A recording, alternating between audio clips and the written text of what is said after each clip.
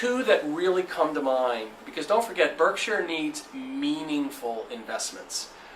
And so while Lubrizol and Marmon, the many companies within Marmon and others, I think two of the biggest remain Burlington Northern, and the second would be the Mid-American companies.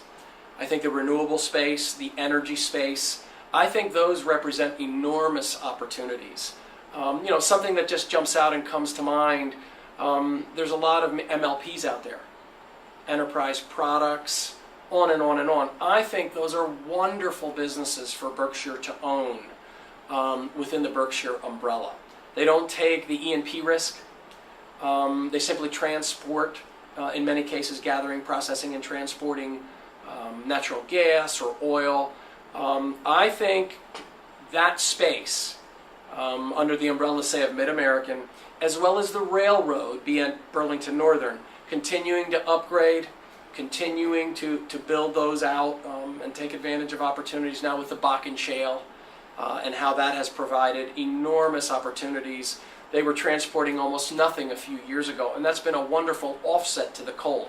Now, Burlington's beautifully positioned because unlike Norfolk Southern and CSX, which are really tied to coal, and then coal is a meaningful component for them. There's 160,000 carloads of coal, and it's come down meaningfully over the last couple of years because of the switch by utilities to the natural gas.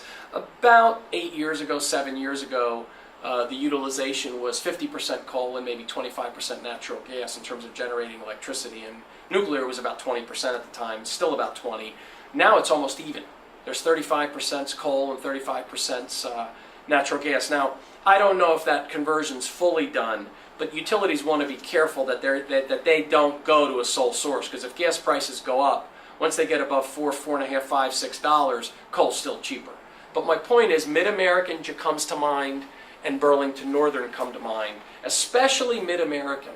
I think there will be enormous opportunities for Berkshire in the energy space of companies that fit what Berkshire does. And I don't mean buying an exploration and production company or a refining company, although the refiners have really done well, but it's just not a good business historically.